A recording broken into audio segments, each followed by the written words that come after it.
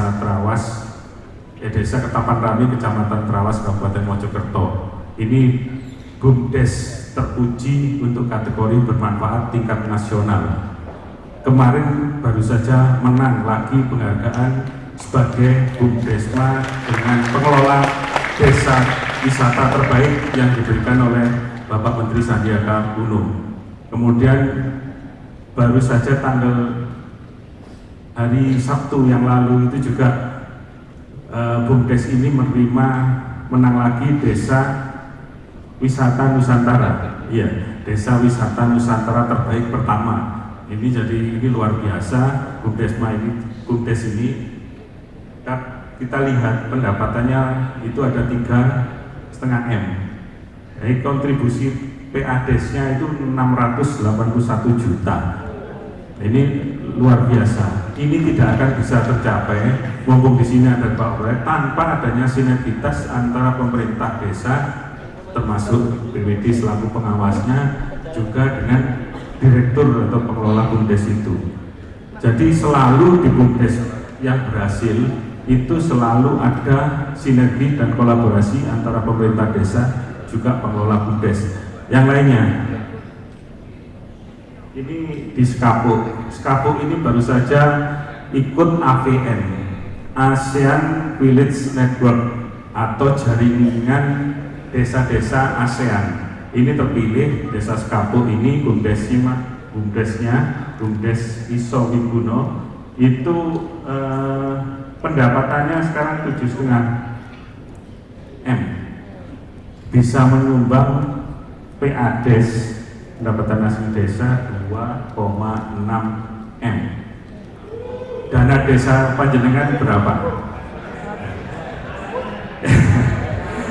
Ternyata kalau dikelola dengan baik, BUMDesma itu bisa seperti ini. Ini yang ingin saya sampaikan. Jadi mudah-mudahan panjenengan semua yang ada di sini setelah mendapat bimbingan dari para pakarnya ini, dari Pak Dani, juga dari Pak Tetir ini, nanti bisa juga seperti ini. Ini pernah mendapat bantuan dari kita untuk desa berdaya, juga dari kegiatan modal BUMDesa. Saya ingin cerita Sekapuk ini. Awalnya apa Sekapuk ini? Sekapuk ini adalah dulunya adalah bekas tambang kapur. Sudah ada yang pernah ke sini? Belum. Nah ini harus ke sana. Bekas tambang kapur di daerah Gresik itu kan gersang. Kemudian sama warga sana dipakai untuk TPA, tempat pembuangan akhir sampah. Sudah bekas tambang, gersang, dan kasih sampah. Begitu diangkat sebagai kepala desa, beliaunya berinisiatif untuk menjadikan tempat wisata. Ada yang percaya? Ya tidak ada warganya. Ya orang tempat sampah, kemudian bekas tambang kapur, kondisinya seperti itu, tapi dengan pendekatan yang dilakukan oleh Bapak Kepala Desa, komunikasi secara efektif pada masyarakatnya, ada beberapa orang yang mendukung, kemudian bahu-membahu membersihkan sampah karena tekadnya kepala desanya kuat. Beberapa yang tadinya mencemooh akhirnya berupaya juga ikut membersihkan sampah. Setelah sampahnya bersih baru dibangun tempat wisata. Tempat wisatanya bagus. Jadi banyak wisatawan Singapura sama Malaysia sudah ke sana. Jadi tidak kalah dengan yang di Pujon gitu, dengan beda nuansa. Ini adalah Bukit Kapur seperti yang di Bresi ya, di Jogja sudah pernah ke Bresi. Nah, itu mirip-mirip itu. Jadi ini satu lagi mungkin ada. Oh, ya, kalau ini Pujon Kidul pendapatannya 12 juta, tapi nyumbang PADes-nya cuma 2 M. 12 M tapi nyumbangnya 2 M. Ya karena apa? Pujon Kidul ini tetap bisa eksis hingga saat ini. Keberlanjutannya seringkali begitu viral habis itu ambles, nggak ada yang lihat. Karena saat ini begitu peran media sosial itu begitu sudah viral, orang pengen yang lain. Ke situ kalau potret yang sama, ya sama saja sudah orang-orang sudah punya, jadi pengen objek lain. Makanya di Pujon Kidul ini selalu ditambah, setiap bulan ada objek baru biar bisa kita ibu-ibu khususnya ini biasanya bisa update status. Jadi di Instagramnya, di IG-nya itu biar bisa update harus ada yang baru. Kalau masih yang itu juga udah viral semua orang punya ya bosan, itu juga yang dipasang gitu.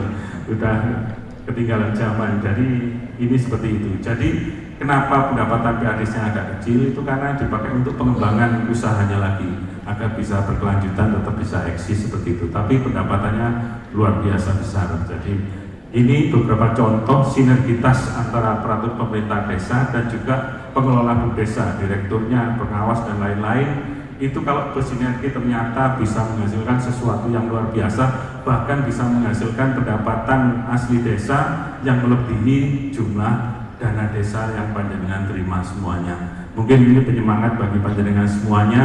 Mudah-mudahan BUMDes yang panjenengan kelola itu bisa juga seperti yang sudah saya contohkan ini. Jadi mohon minta tolong Bapak Kepala Desa, juga BPD yang ada di sini selaku mitranya juga ikut membantu mensupport keberadaan dari BUMDes di desanya masing-masing. Mungkin itu yang bisa saya sampaikan, dan dengan marilah kita bersama-sama dengan mengucapkan Bismillahirrahmanirrahim. Acara bimbingan teknis penguatan kapasitas BUMDesa saya nyatakan dibuka dan dimulai. Kurang lebihnya mohon maaf. Semua pengurus BUMDes di desa kami itu semuanya pemuda dan pemudi, termasuk perangkat desa kami muda-muda semua, Bu. Khusus untuk yang masalah BUMDes itu kendala yang kami hadapi, kami kasihan memulai direktur, sekretaris bendara sampai pengelola, Bu. Kemarin kami sempat bertanya kepada pendamping desa, dan di sini maaf saya belum paham itu kebijakannya seperti apa untuk kesejahteraan, Bu, entah itu namanya honor, entah itu namanya gaji, entah itu namanya insentif, itu bagaimana? Kemarin kan kami tanya ke pendamping desa, penyertaan modal boleh, tetapi di situ tidak boleh dianggarkan untuk honor direktur sampai yang bawah, khususnya pengurus BUMDes dan pengelolanya seperti itu. Nah ini di kami sudah berjalan 2 tahun. Itu jadi selama 2 tahun ini mulai direktur sampai yang lain di BUMDes itu jadi sama sekali tidak ada honor lah Pak ya. Ini di depan saya ini direktur sampai pengelola Pak. Jadi selama 2 tahun ini ya maaf ini teman-teman dari BUMDes ini kerja bakti kok.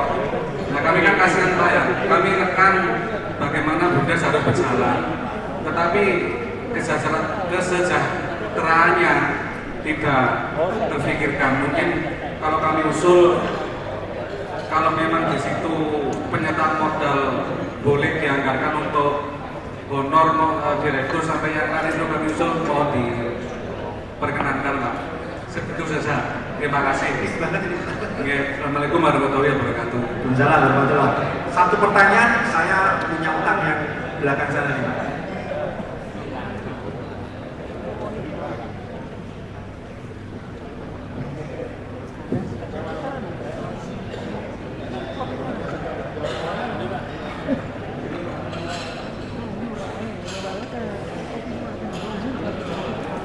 Bismillahirrahmanirrahim. Assalamualaikum warahmatullahi wabarakatuh. Saya Wandi dari Desa Wonagung, Kecamatan Kasumbon. Itu terima kasih waktunya sudah diberi arah. Kalau di desa kami semua sudah tersinkronisasi, mulai dari kepala desa, BUMDes dan yang lain sebagainya berjalan. Tapi sebenarnya kami itu bilangnya mau iri, Bu. Iri kenapa? Kenapa setiap yang mendapat bantuan keuangan itu BUMDes yang sudah berjalan atau kelihatan besar seperti Pujon Kidul, Sepurani, Pak Badur, ya. Kadang saya iri, Mas, ini sampai ada bantuan keuangan buat aku diciprati PTI. Nah, seperti itu kami iri. Kenapa? Kami baru berjalan, baru jalan. Apalagi bidang kami adalah di bidang pertanian. Bidang pertanian mulai 2019, pengurus itu baru dapat gaji mulai 2023. Itu yang kami rasakan. Kenapa? Kami bertanam jeruk, dari jeruk tersebut kita baru mendapat hasil tahun 2023.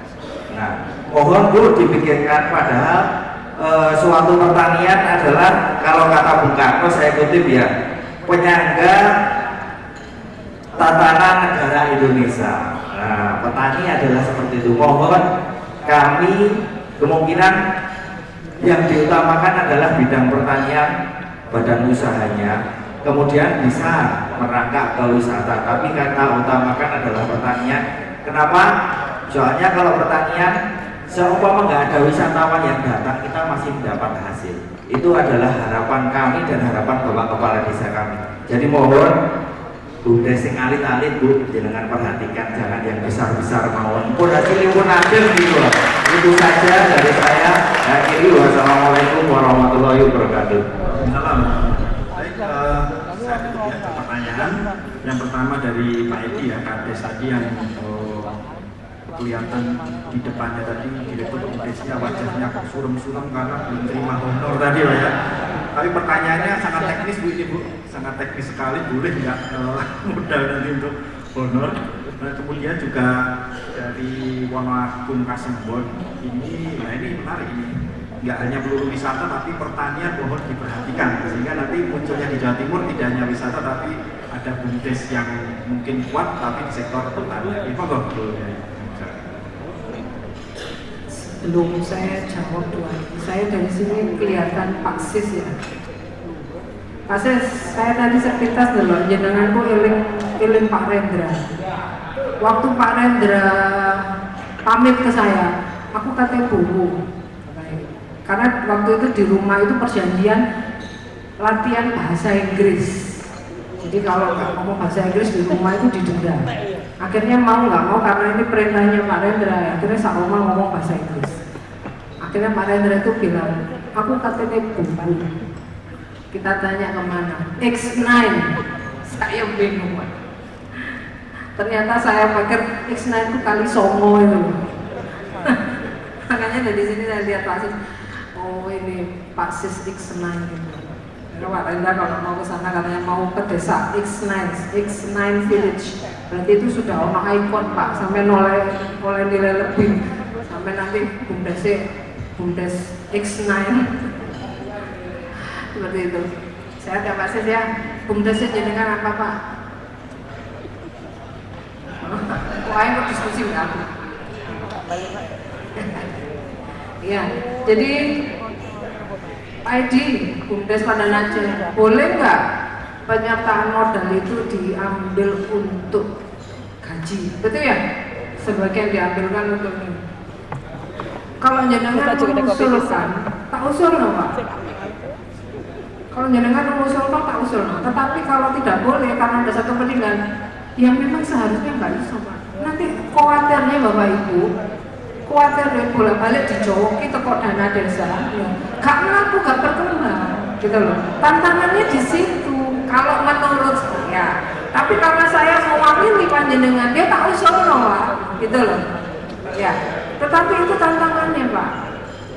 Karena kalau sampai untuk penyertaan modalnya berapa Pak? Panjenengan pegawainya berapa? Sedangkan direktur itu biasanya kalau direktur Bumdes itu gajinya berapa Pak?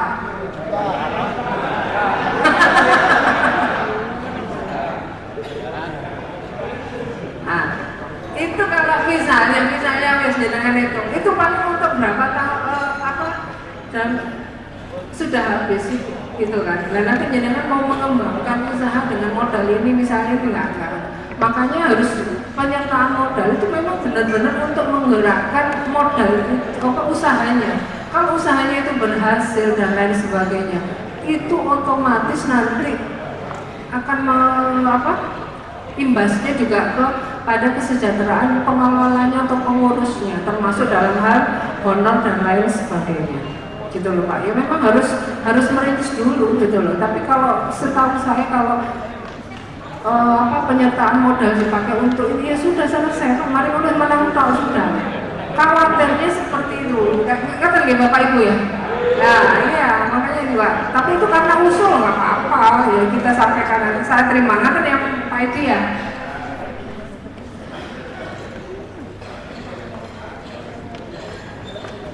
Terus yang dari Kasembon, kenapa kok yang diberikan bantuan modal itu yang sudah besar? Bapak BUMDesnya itu pada saat merintis itu juga berproses berdarah-darah perjuangan pengorbanan sampai dia menjadi besar. Pada saat menjadi besar, kenapa dia dipermudah untuk mendapatkan bantuan modal, baik modal dan lain sebagainya? Itu tidak lain tidak bukan adalah reward dan penyemangat kepada yang lainnya. Kalau mau seperti itu dirintis dulu, usaha tidak menutup kemungkinan nanti bantuan akan mengalir dengan sendirinya. Ya. Sekali lagi yang saya pakai contoh bukan itu karena saya ikut mengawalinya. Waktu itu saya sampaikan kepada Pak Udi, bangun dulu, nanti baru lapor ke Pak Bupati. Dicontohkan di pasnya nanti pas Pak Bupati, Pak Rendra pas ada dia bina desa sampai nanti kalau itu sudah pasti akan mengalir karena apa? Sudah ada niatan masyarakat untuk mengawalinya dan akhirnya seperti sekarang dapat bantuan kemarin saya tanya yang dapat 150 juta akhirnya untuk membuat 4 kamar guest house kalau nggak salah. Ya nggak masalah Pak. Pak Udi dapat kesempatan belajar ke Cina.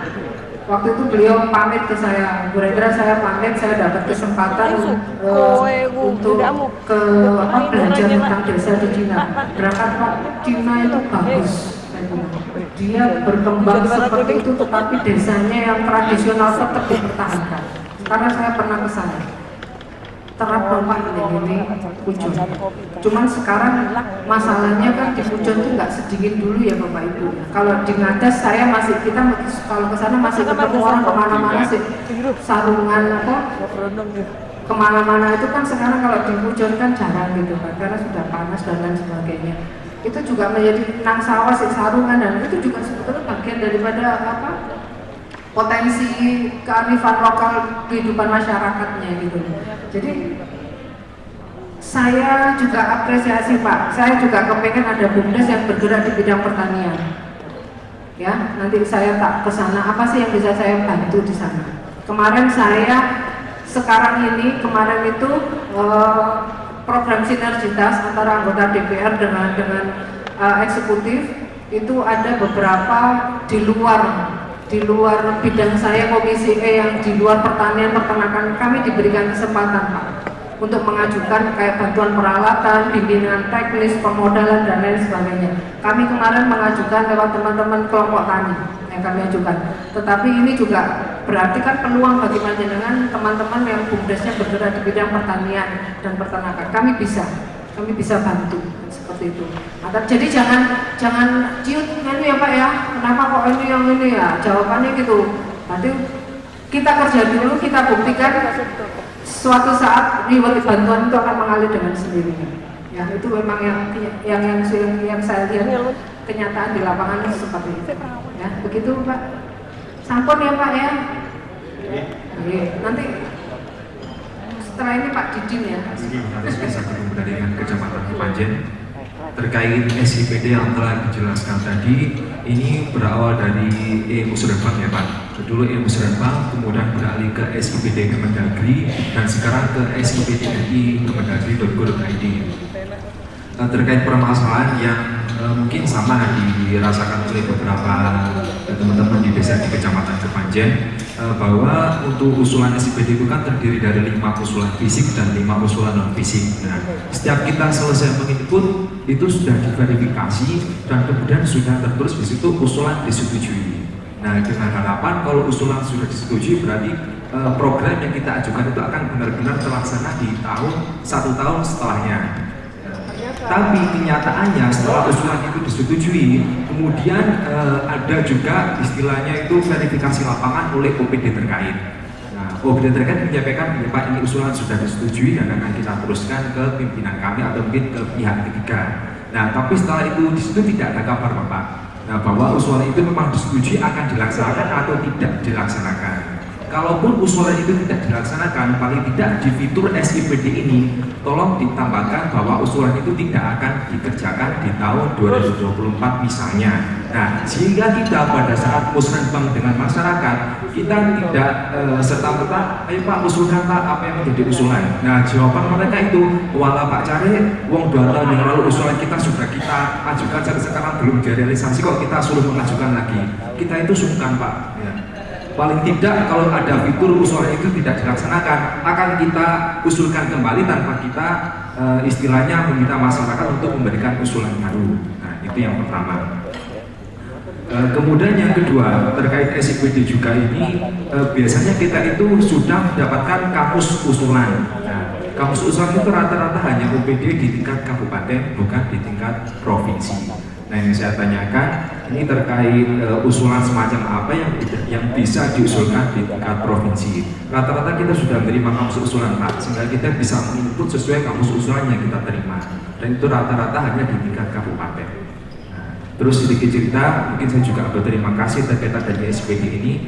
Saya sudah mendapatkan 2 usulan yang sudah disetujui dan sudah dikerjakan. Yang pertama, hotmik itu kalau nggak salah usulan saya di tahun 2019, tapi baru dilaksanakan kalau nggak akhir tahun 2021, di awal tahun 2022. Nah, itu kan molornya juga cukup lama, tapi alhamdulillah sudah dilaksanakan. Kemudian juga ada kegiatan drainase di wilayah kabupaten. Usulan saya waktu itu sekitar 1.200 meter, tapi hanya dilaksanakan 300 meter karena keterbatasan anggaran. Nah, paling tidak hal semacam ini itu ada fitur tersendiri di SPD, sehingga kita bisa memonitor terus-menerus usulan apa yang memang diterima dan tidak diterima, walaupun itu sudah disetujui.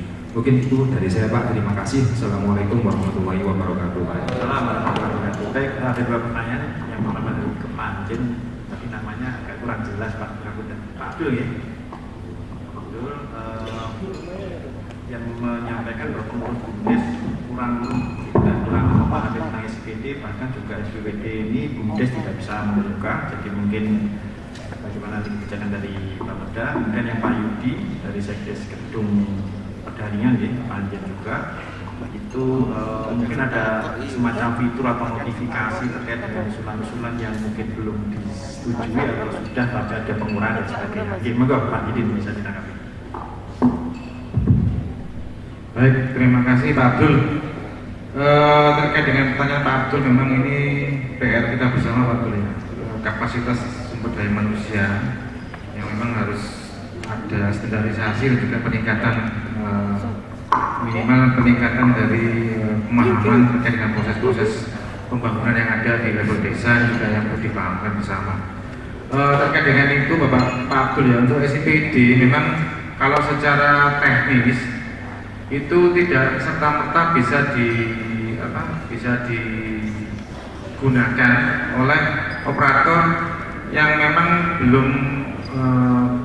belum tahu fungsi dan juga tahapan perencanaan itu sendiri Pak. Jadi memang ini PR kita bersama, seharusnya untuk pelaksanaan perencanaan itu yang pertama ada pendampingan mungkin ya dari desa atau dari kabupaten setempat untuk bisa mengawal proses-proses yang ada itu bisa berjalan sesuai dengan tahapannya. Kemudian yang kedua, kalau untuk siklus Pak, siklus perencanaan kalau di Permendagri 86 tahun 2017 itu kalau untuk musliman desa kan Januari ya, Juli. Oh, undang-undang desanya seperti itu ya.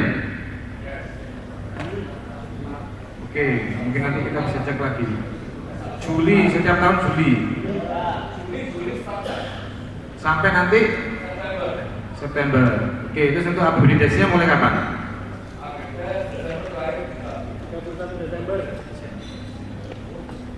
Oke.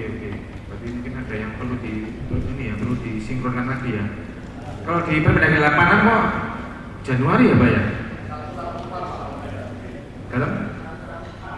Oh, Perdagangan beda ya. Oh ya, kalau seperti itu nggak sinkron memang Pak. Kami di provinsi atau kabupaten kota itu kalau mengacu dari 86 itu memang musrenbang desa kemudian itu bulan Januari pelaksanaan. Gini Pak, di desa itu kan ada satu musdes, ada satu musrenbang des. Yang musdes ini untuk rancangan RKPDes itu menyusun apa itu APBDes. Yang musrenbang des ini daftar usulan yang itu mengusulkan infrastruktur pembangunan dan pemberdayaan dari supradesa, kabupaten, provinsi dan desa. Itu secara bersamaan, Pak. Kita startnya itu Juli sampai September akhir itu sudah harus diperdeskan RKP desanya. Itu Pak, siklusnya. Oke. Jadi gini aja Pak. Jadi kalau untuk menyiasati perbedaan tahapan ini Pak, kalau saran saya musrenbang des yang dilaksanakan bulan Juli tahun ini, tahun ini kan ada berita acaranya. Itu untuk pengajuan tahun 2025 tahun depan. Waktu kita buka SCPD di bulan Maret. Ya. Jadi ya oke, saya revisi lagi berarti dari tahapannya boleh nanti di bulan Juli yang sekarang berjalan berita acaranya sebagai lampiran untuk pengusulan APBD provinsi ataupun APBD kabupaten kota tahun 2025. Berarti ada jeda setahun Pak. Ya itu butuh kesabaran teman-teman. Ya tidak apa-apa. Yang penting proses pelaksanaan musrenbang desa, musdesnya juga sudah dilaksanakan dan ada berita acaranya, itu yang penting. Sehingga menjadi lampiran untuk penyusunan atau pengusulan di tahun 2025. Yang itu yang terkait itu Pak, siklus Pak ya. Jadi siasatnya atau strateginya seperti itu Pak. Boleh tetap dilaksanakan di bulan Juli, tapi nanti pengusulannya di tahun 2024 untuk penganggaran 2025. Dan tadi PR kita bersama Pak memang untuk kualitas sumber daya manusia, terutama pengelola BUMDes ya, ini memang harus banyak dilakukan pelatihan, dilakukan peningkatan kapasitas sehingga nanti perlu kerjasama pengusulan juga mungkin Pak dari hasil musrenbang desa itu pengusulan kepada kabupaten kota untuk pelaksanaan program peningkatan kapasitas SDM bagi pengelola BUMDes bisa dilakukan. Ya, kan kita juga tidak tahu barangkali di kabupaten kota wilayah Bapak masing-masing itu ada program yang memang prioritasnya itu lokus-lokusnya bisa diusulkan melalui hasil musdes tadi yang disampaikan. Ini tergantung nanti kebijakan masing-masing wilayah untuk priorisasinya bisa berbeda-beda. Tapi yang jelas salah satu upaya kita dalam melakukan pengusulan untuk peningkatan kapasitas SDM melalui pelaksanaan program yang ada di Dinas PMD Kabupaten Kota yang ada. Di sini berarti Kabupaten Malang ya, untuk kita bisa dibantu fasilitasi untuk pelatihannya. Oke, sementara itu Pak Abdul yang bisa kami tanggapi. Yang kedua Pak Yudi dari Kepanjen juga. Ya betul Pak, ini memang pengembangan dari aplikasi-aplikasi sebelumnya. Jadi yang kita sampai dengan titik sekarang ini adalah SCPDNI. Ini merupakan penyempurnaan dari aplikasi-aplikasi sebelumnya ya. Dan untuk usulan agar ada fitur notifikasi, baik Pak, kami tidak bisa menyampaikan apakah ini nanti setuju atau tidak, tapi yang jelas ini juga kami pikir penting bahwa setelah ada tahapan persetujuan usulan untuk dialokasikan, ini harusnya juga ada kepastian bahwa penganggarannya sudah disediakan. Jadi yang tidak terinformasi, betul Pak, tidak terinformasi karena apa? Karena di tahapan perencanaan itulah dilakukan verifikasinya. Nah, waktu penganggarannya putus Pak, putus. Tidak ada kelanjutan apakah dari dokumen perencanaan yang sudah mengampu usulan-usulan tadi itu di perencanaannya apakah dipenuhi semua, dipenuhi sebagian atau ditunda tahun berikutnya. Ini yang belum. Nah, kalau notifikasi itu dimunculkan saat proses pengusulan jelas tidak mungkin. Tapi begitu nanti kita sudah dalam tahapan penetapan APBD, nah mungkin notifikasi ini penting setelah kita lihat dicek di DPA kita atau di APBD kita ternyata misalkan usulan dari Pak Yudi sebenarnya sudah disetujui tapi ternyata ditunda atau tidak dilaksanakan sebagian, maka nanti akan ada notifikasi tetap di proses perencanaan Pak ya, lihat Pak ya, di proses perencanaan dilihat nanti karena di penganggaran belum ada betul ini. Oke Pak, itu yang apa nanti akan coba kita sampaikan ke yang punya aplikasi Pak. Gus Dadin. Saya bicara dengan orang yang tepat karena ini semuanya adalah pengurus yang sudah berpengalaman di dalam mengurus BUMDes masing-masing, walaupun perkembangan dan kondisinya tentunya tidak sama. Saya mulai bahwa ketika Bapak Ibu sekalian ini mengurus BUMDesa, maka akan dijumpai berbagai permasalahan, berbagai problem, berbagai tantangan yang antara BUMDes satu dengan yang lain itu tidak sama. Dan setiap tantangan yang ada itu selalu meminta solusi. Bagaimana solusinya?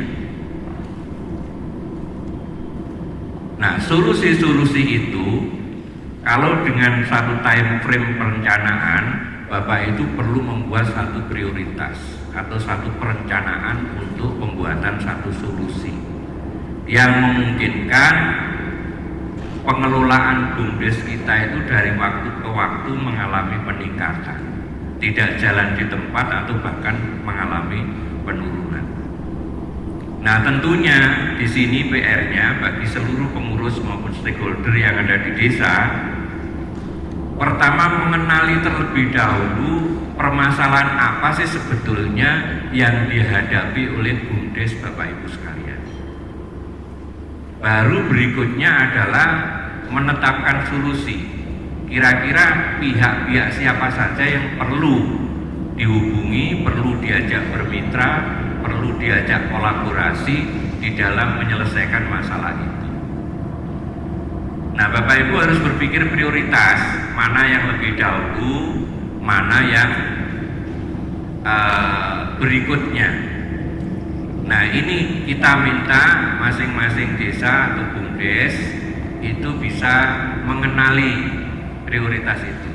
Jangan pokoknya BUMDes sudah jalan ya sudah, kan gitu ya. Jadi itu berarti BUMDes sak-sae, pokoknya jalan. Nah, kita tidak begitu, harus dibangun satu inovasi-inovasi. Nah, inovasi ini ya penting untuk kita lakukan dalam rangka yang pertama adalah apabila Bapak Ibu ini bisa memenangkan persaingan di dalam pengelolaan satu usaha. Diharapkan Bapak Ibu itu punya posisi sebagai kompetitor utama. Jangan kalah dalam persaingan, tapi paling tidak Bapak Ibu itu punya reputasi untuk pengelolaan usaha, jenis bidang usaha apa, di situ Bapak Ibu memang menjadi kompetitor utama. Karena Bapak Ibu mungkin selama perjalanan BUMDes yang ada, Bapak Ibu selalu mengevaluasi terhadap jenis usaha yang dikembangkan. Bisa jadi pada suatu saatnya booming, tapi pada satu titik mengalami kejenuhan, sehingga di situ perlu dibuat satu terobosan atau formulasi. Jadi Bapak Ibu jangan kalau sudah semuanya ya, saya tadi mendengar cerita dari Wonoagung ya, Kasembon. Di Wonoagung itu banyak sekali tanaman porang. Semua orang menanam porang.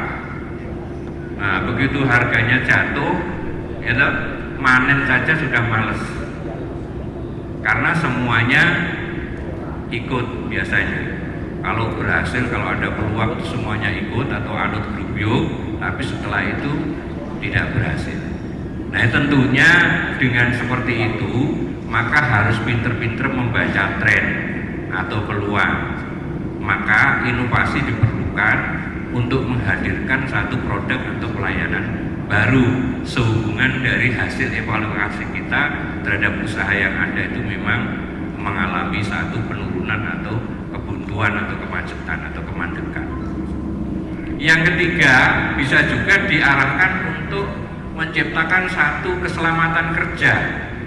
Jadi lebih aman, prosesnya lebih aman, sehingga harus dicari satu cara yang memungkinkan terjadinya safety, resikonya tidak terlalu besar. Kadang-kadang kita ini profit motifnya terlalu tinggi, tapi tingkat risikonya tidak pernah diperhitungkan. Akhirnya yang terjadi, kita itu gampang sekali mengalami kerugian. Yang keempat itu adalah berkaitan dengan adanya apa yang disebut dengan potensi disrupsi. Potensi disrupsi itu perubahannya mendadak, Bapak Ibu. Kita mengalami perubahan mendadak akibat adanya perubahan teknologi yang ada, maupun juga yang kemarin COVID-19. Cara kita, cara menjual kita, cara pola berusaha kita harus mau tidak mau, siap tidak siap harus mengalami penyesuaian. Ini apabila dirasakan oleh Bapak Ibu, tentunya sudah waktunya kita mengembangkan inovasi. Ada faktor-faktor yang lain, misalnya soal cara yang lebih efisien, atau juga soal bagaimana membuat satu persepsi tentang branding produk yang Bapak Ibu kembangkan. Misalnya di mana ini Pujon Kidul, katakanlah brandingnya adalah kafe sawah. Orang sudah bilang, oh sudah BUMDes yang berhasil itu ya Pujon Kidul. Mana Pujon Kidul nih? Oh Tenggeri Kowi. Nah ini satu. Nah, dia sudah berhasil membangun satu brand, persepsi bahwa BUMDes acuan untuk pengembangan kafe misalnya. Itu kalau di Jawa Timur ada di Tulungagung namanya Malungkau, ada kafe di Pujon Kidul ada namanya kafe sawah, dan beberapa. Itu berarti ada kepentingan kita untuk mengangkat satu brand produk kita ini dikenal oleh publik sebagai BUMDes apa. Nah itu, ini pentingnya inovasi yang bisa kita kembangkan, Bapak. Nah, proses disrupsi itu memang mendorong inovasi bisnis. Ya, mendorong inovasi bisnis ini pelajaran yang paling utama ketika kemarin kita itu mengalami dua hal. Pertama, disrupsi teknologi dengan perubahan IT yang ada itu.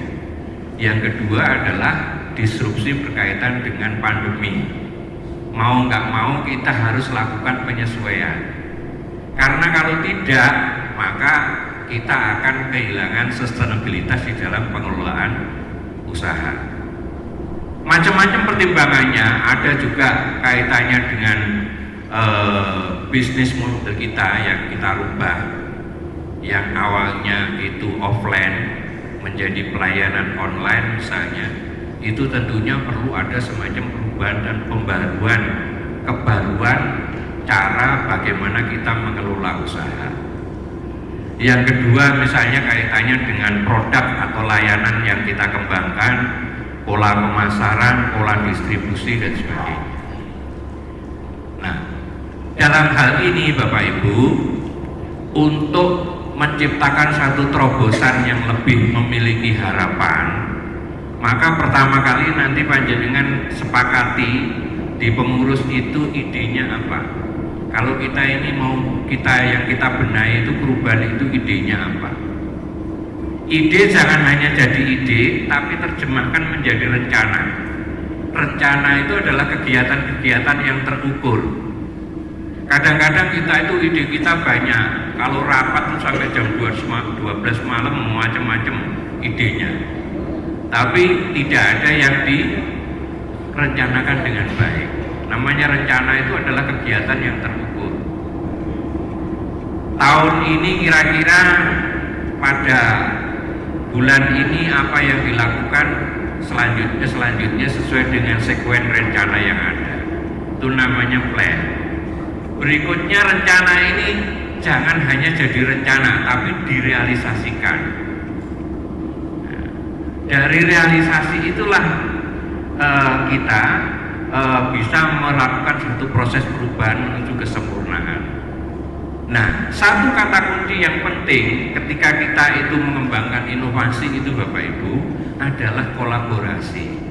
Jadi BUMDes jangan sendiri. tapi lakukan satu analisis siapa pihak-pihak yang perlu dilibatkan dalam melaksanakan rencana itu. Ada namanya strategi pentahelik, melibatkan perguruan tinggi, melibatkan swasta, melibatkan lembaga-lembaga NGO atau apa dan sebagainya yang relevan dengan isu yang panjenengan kembangkan. Panjenengan tidak bisa sendiri, perlu dibangun komunikasi, jejaring, kolaborasi. Intinya kalau bahasan desanya itu silaturahmi. Ini silaturahminya dengan siapa? Tapi silaturahmi yang fokus. Ya, silaturahmi yang fokus, tidak kuper. Kuper itu kurang pergaulan. BUMDes yang kurang pergaulan itu ya hanya bicara dengan RT, dengan RW, dengan LPMD, dengan perangkat desa sama kepala desa. Rapatnya dino-dino ya sekali udah. Sing diomong pembagian.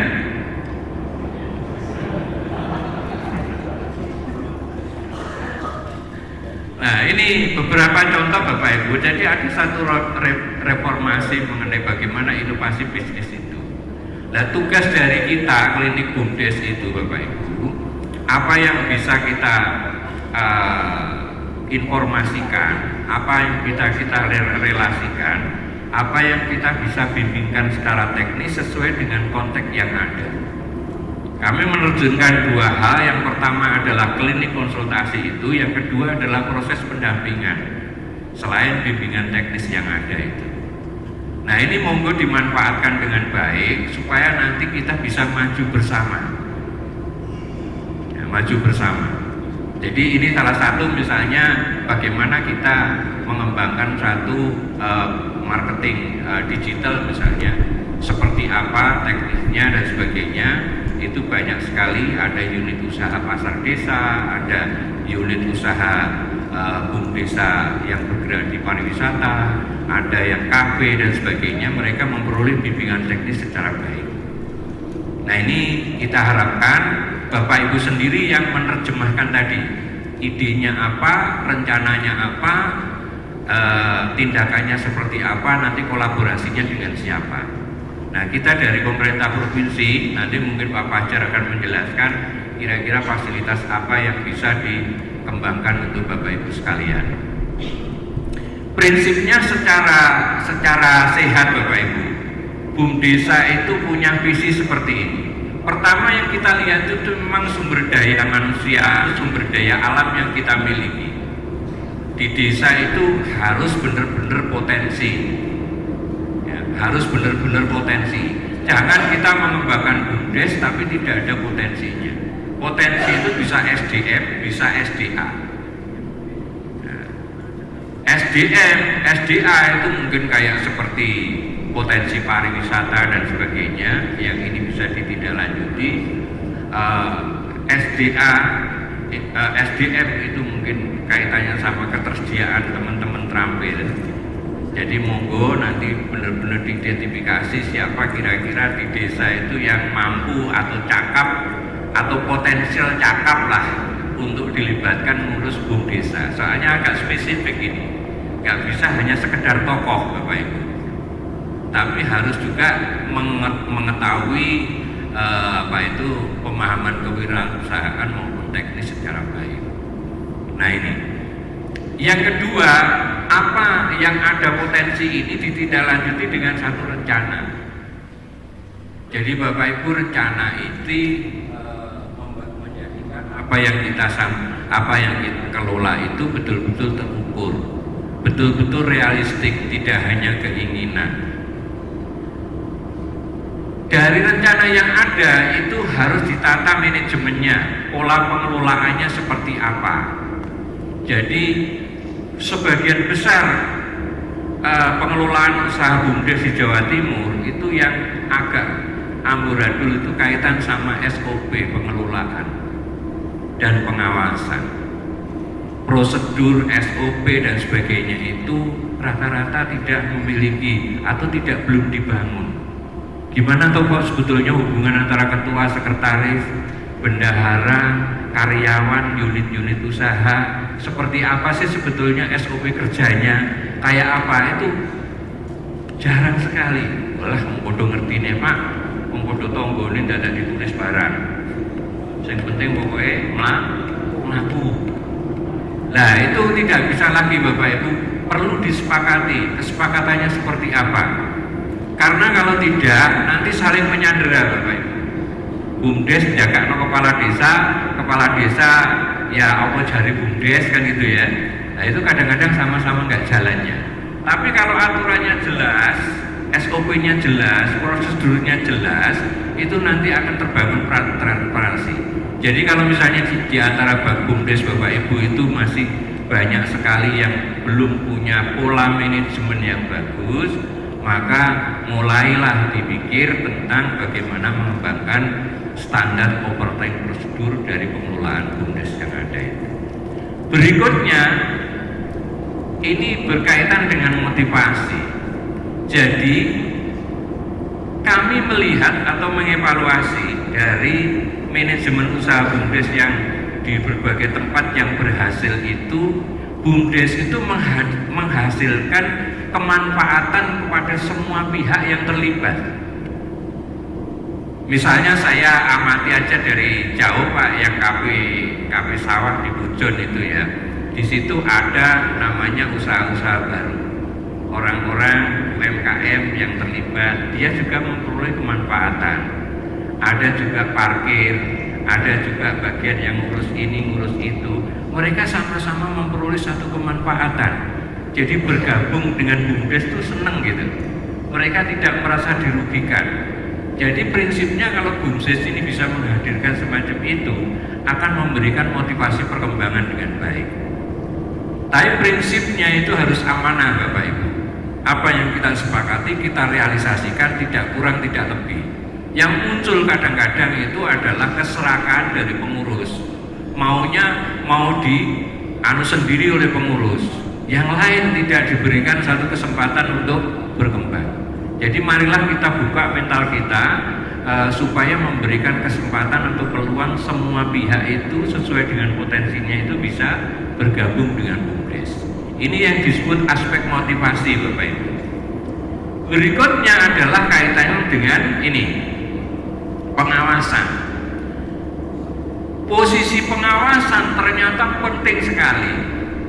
Yang kami lihat kekurangannya di pengawasan itu adalah rutinitas pengawasan yang dilakukan oleh Badan Pengawas BUMDes. Harusnya harus ada satu proses pengawasan yang baik. Walaupun mungkin ada di beberapa tempat, 1-2 ya di Kabupaten Malang itu masih ada semacam kesalahpahaman mengenai fungsi pengawasan, yaitu hadirnya BPD. BPD mengira bahwa ex officio menjadi pengawas BUMDes. Pengawas di sini sebetulnya adalah unsur masyarakat yang secara independen itu dipilih menjadi pengawas BUMDes. Sedangkan fungsi pengawasan BPD itu sifatnya adalah pengawasan terhadap manajemen pemerintahan desa secara umum, termasuk BUMDes. Nah ini yang kadang-kadang yang terjadi, BPD karena fungsi pengawasannya itu maka secara ex officio jadi badan pengawas. Ya, kadang-kadang ini menjadi persoalan ketika harus mengawasi semua pihak. Nah, seperti itu. Berikutnya adalah kaitannya dengan pertanggungjawaban. Nah, tentunya BUMDes yang cukup berhasil itu telah melakukan tutup buku ya. Selain itu juga proses pertanggungjawaban. Memang pertanggungjawaban ini berkaitan dengan pertanggungjawaban administratif secara rutin, akuntansi, keuangan dan sebagainya. Yang kedua adalah pertanggungjawaban secara publik, di mana di situ BUMDes menyampaikan kepada seluruh stakeholder yang dengan pemerintah desa mengenai perkembangan BUMDes, persoalan-persoalan yang dihadapi dan sebagainya. Nah, kita berharap Bapak Ibu, posisi BUMDes itu ada yang di bintang 5 ini, yaitu bagaimana secara sistem bagus, secara personal bagus, di kuadran-kuadran yang lain. Nah ini. Nah, kalau kita kaitkan dengan visi pemberdayaan desa, Bapak Ibu, kita sudah punya tema sekarang ini. sesuai dengan Kementerian PDT kita melihat ada 18 tema pemberdayaan desa. Intinya BUMDes itu akan menjadi lokomotif untuk kemandirian ekonomi desa.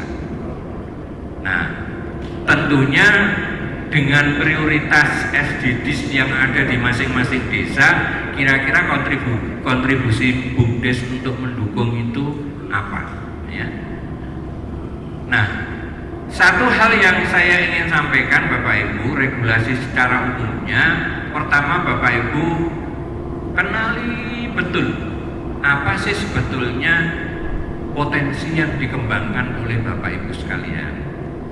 Potensi itu bisa berbasis sumber daya alam, sumber daya manusia, ataupun juga kebutuhan masyarakat setempat. Jadi ada banyak beberapa BUMDes Bapak Ibu, mereka mampu memetakan kebutuhan masyarakat sendiri. Salah satu contoh misalnya saya pernah turun di Kabupaten Ponorogo. Di Ponorogo itu ada satu pesantren Ngabar. Dia itu punya 16.000 santri. 16.000 itu makan di pondok itu 3 kali sehari. Maka di situ dihitung kebutuhan sayurnya sekian, kebutuhan berasnya sekian. Oleh BUMDes itu disanggupi. Beras kemasan dan sebagainya ditampung dari produk petani dan disalurkan itu untuk makan sehari-hari pondok, di mana pondok langsung berbelanja ke situ. Itu antara lain berarti kita berhasil memetakan kebutuhan masyarakat yang itu justru menjadi sumber bagi konsumennya BUMDes. Saya kira di wilayah-wilayah terpencil, ya relatif kalau di Malang ini terpencil ya mungkin barangkali di mana Pak, di Kasembon atau apa ya, yang relatif agak jauh itu bagaimana memenuhi kebutuhan sendiri secara mandiri itu bisa disuplai dari BUMDes. Nah ini antara lain kita bisa menjawab terhadap kebutuhan masyarakat, terutama pada lokasi-lokasi yang agak terpencil. Itu menjadi peluang bisnis tersendiri. Nah, selain itu Bapak Ibu, di dalam proses pengembangan usaha BUMDes itu sendiri bisa modalnya dari desa, bisa modal dari penyertaan masyarakat, bisa modal dari pinjaman, bisa modal dari bantuan, baik itu bantuan pemerintah provinsi kabupaten ataupun juga pendapatan lain-lain yang sah. Tentunya regulasi mengenai penyertaan permodalan ini sekarang terbuka luas. Hanya barangkali kaitannya sama pengelolaan aset desa itu tidak bisa itu dimiliki langsung, tetapi itu menjadi bagian yang diswakelolakan ya, kerjasama pengelolaan dengan pihak BUMDesa, dan di situ ada perjanjiannya dan sebagainya. Dari unsur kelembagaan sering kita jumpai itu tidak ada satu regulasi kelembagaan mengenai pemanfaatan aset desa secara baik. Nah ini di lapangan sering kita jumpai. Nah tentunya perlu ada satu proses pemahaman secara teknis nanti kalau ada aset desa itu kira-kira bagaimana pemanfaatannya oleh BUMDesa. Nah Bapak Ibu, pada prinsipnya BUMDes itu memiliki badan hukum, di mana badan hukum unit usaha itu terpisah dari BUMDesa. Jadi kalau BUMDesa di situ memang ada perdesnya, tapi unit-unit BUMDesa Bapak Ibu bisa kembangkan dalam bentuk CV, dalam bentuk PT, ya, sesuai dengan perkembangan yang ada. Artinya di situ ada satu proses pengelolaan badan hukum yang baik. Berikutnya unit usaha itu berkaitan dengan hajat hidup dan kesejahteraan masyarakat. Jadi sebaiknya BUMDes itu tidak selalu semuanya itu diorientasikan kepada pencarian keuntungan yang sebesar-besarnya sehingga menjadi alat eksploitasi bagi masyarakat, tidak. Tapi juga ada wajah pelayanan publik. Misalnya kalau ada yang punya sumber mata air Bapak Ibu dan itu dikelola menjadi PDAM desa dan itu dikelola di BUMDes kayak seperti kalau di mana ini Trawas itu di Ketapang Rame dan sebagainya, itu orientasinya tidak terlalu profit tetapi mengedepankan pelayanan kesejahteraan masyarakat. Itu pun juga merupakan satu gain atau keuntungan bagi BUMDes. Nah, yang ketiga itu adalah kaitannya sama aset. Aset desa dapat dikelola, dipakai sewa, dipinjam, atau diambil manfaatnya oleh BUMDesa. Ketentuan mengenai ini secara teknis nanti bisa kita pelajari bersama. Tidak dapat dipakai jaminan ganti rugi, pemenuhan kewajiban untuk tanggung jawab hukum lainnya. Jadi Bapak Ibu misalnya untuk jaminan dan sebagainya aset desa tidak bisa. Nah, tentunya kalau misalnya direktur itu mau melakukan pinjaman, paling tidak direktur ini juga harus punya kesiapan bagaimana mereka bisa melakukan pinjaman itu. Nah, usaha-usaha yang berkembang Bapak Ibu secara umum itu ada di bisnis pelayanan, survei, ada juga di renting persewaan, ada di banking, ada di trading, dan ada di brokering dan holding. Jadi ini persoalan di klinik BUMDesa kaitannya sama penentuan ruang lingkup usaha itu banyak sekali Bapak Ibu terlalu umum menyampaikan ruang lingkup usaha sehingga Bapak Ibu mengalami agak sedikit keributan ketika mengklasifikasikan KLBI-nya. Yang kedua, terlalu rigid, terlalu fokus, terlalu spesifik sehingga ketika ada perubahan tidak terlalu luas.